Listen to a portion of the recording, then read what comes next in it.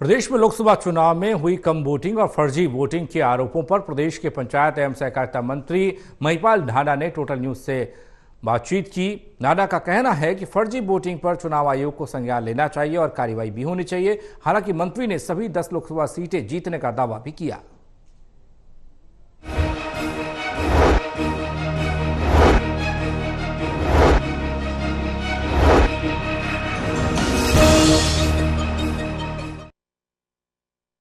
प्रदेश के पंचायत और सहकारिता मंत्री महिपाल ढांडा जी हैं। लोकसभा मतदान को अभी 4 दिन हुए, लोग इंतजार कर रहे हैं कि मतदान में क्या क्या सामने आता है, लेकिन आप खुला दरबार लगा रहे हैं। देखिए, काम तो काम है, लोगों के काम करना ये हमारी प्रायोरिटी है।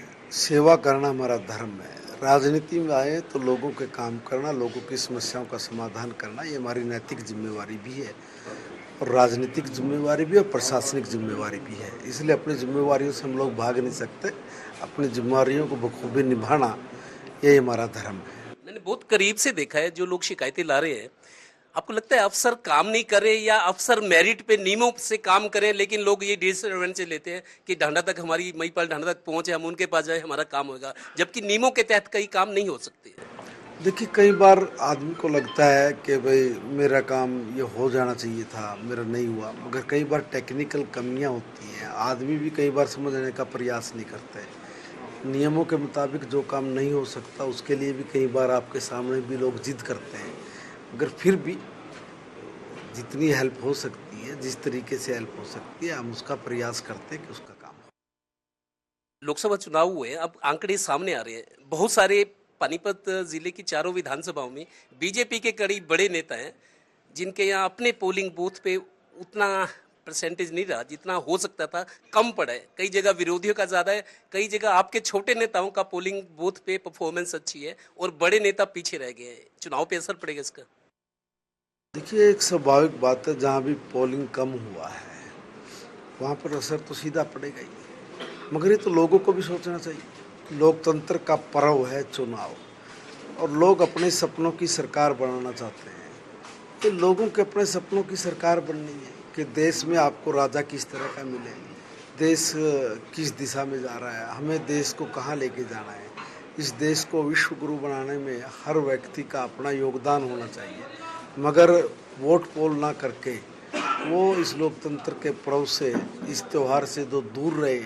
मैं उनसे हाथ जोड़ के प्रार्थना करूंगा आपके चैनल के माध्यम से कि आने वाले जो भी कोई चुनाव है उन चुनाव की महत्ता को समझें। मनोहर लाल जी कह रहे हैं बोगस वोटिंग हुई कई जगह, रोहतक की बात करें, सिरसा की और जगह की भी। आपको लगता है बीजेपी को नुकसान हो सकता है इससे?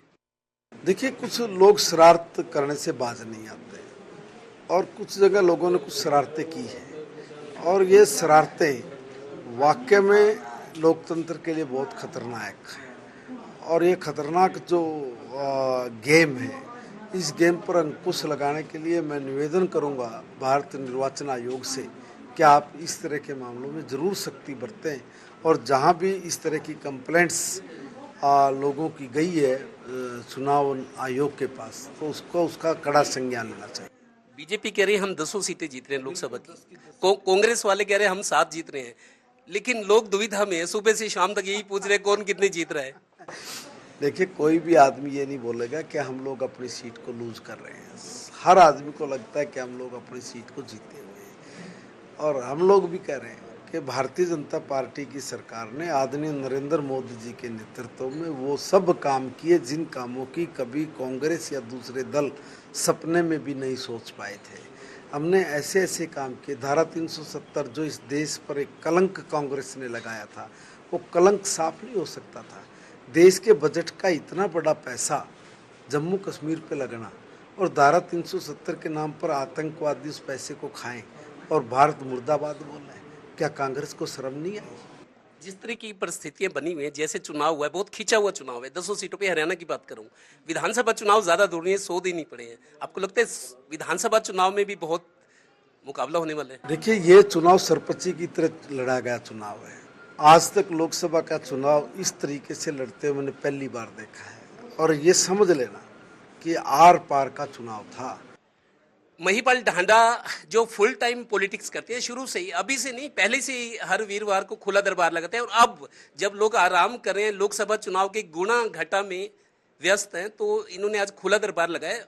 दावा कर रहे हैं कि लोकसभा की 10 सीटें बीजेपी जीत रही है। हालांकि मुकाबले बहुत कड़े हैं। 4 जून का दिन दिखाएगा किसके हिस्से में क्या आता है। सहयोगी श्रीनिवास के साथ Devendra Kathoria, total news, Panipat bureau.